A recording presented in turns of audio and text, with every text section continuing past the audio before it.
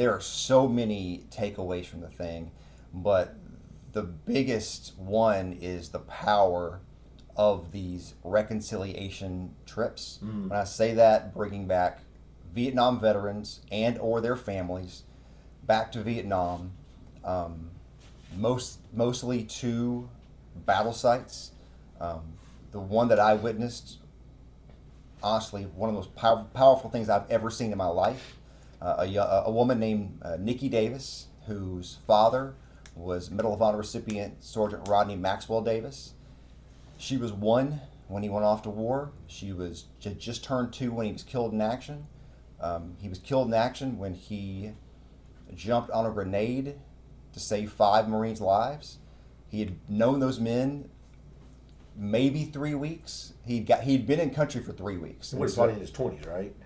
25 years old, sergeant in the Marine Corps. He was at embassy duty in London, had a great job, volunteered to go, wanted to be part of what the Marine Corps was doing, and there's a book written about him by a guy named John Hollis. John's awesome. He was on the trip with us as well, where he tells a story of how he told his older brother he didn't want to be a show Marine. He wanted to go and fight, and kind of felt like that was important for being a Marine. And so this team of people who do this work, bring folks back to Vietnam, a couple of veterans really spearhead the whole thing.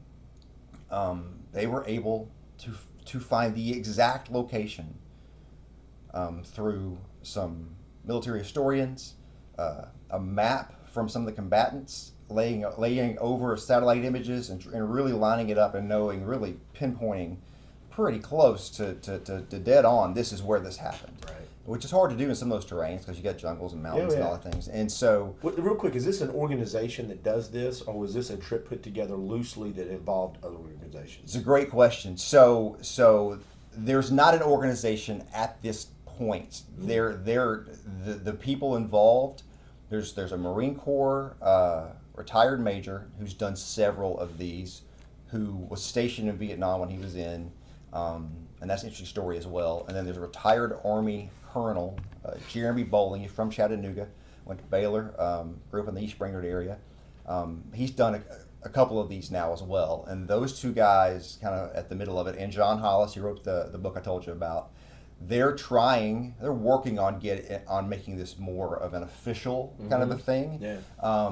But they both have been doing this type of work for a couple of years. Do they call them the reconciliation trips? Is that what it's reconciliation is the word they use? Okay. Yeah. And how many people went total in this group? That's a good question. I don't know an official count. I would say less than 20, maybe 15. Okay. Yeah. And were you the only media person? And Yes. what was your role there? Okay. Yeah, media, being a Marine Corps veteran helped, I think, get me in the door. But you were there to document everything? Yeah. And did you get to ask questions and do interviews? Oh, I'm yeah. assuming? Oh, yeah. wow. I spent 6 days on there with those folks.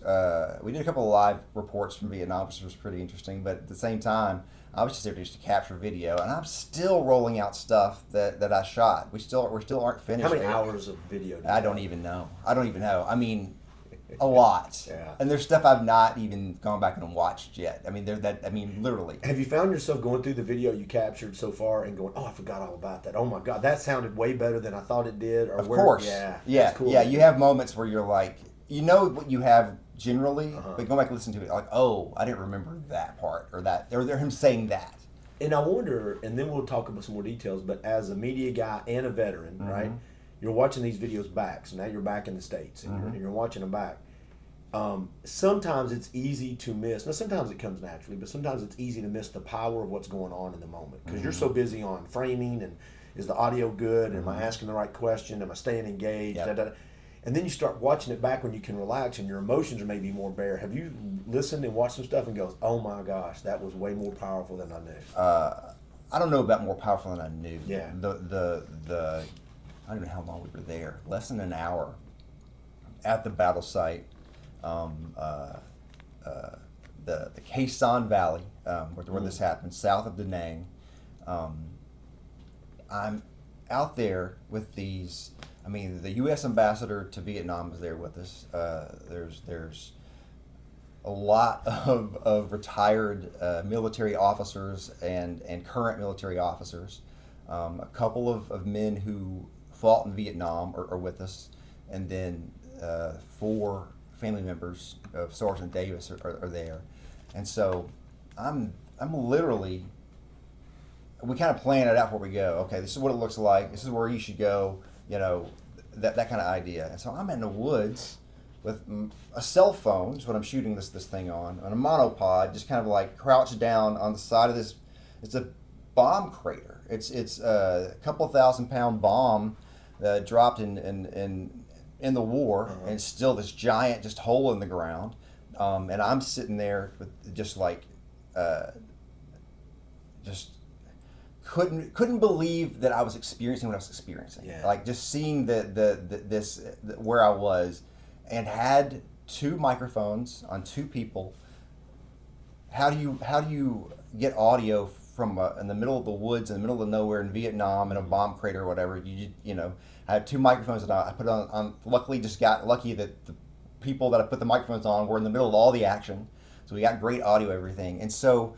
Yeah, and so going back and watching that was just like I remembered it. And as someone who tells these stories and makes these videos and that kind of thing, I got one of the compliment that you want, and from a couple of people who were there who watched what I put together, and they said that you captured what it felt like to be there, and that is what you want to hear. Yeah. And some of it was just good fortune and being in the right spot at the right time, and all those things. But some of it's just, you know, having done not things like that, but shot enough video in your life that you kind of understand the lay of the land and how to do it and all that kind of thing. And so yeah, it really was there's so much of that in there, of just like, wow, I can't believe I was there for that. Yeah.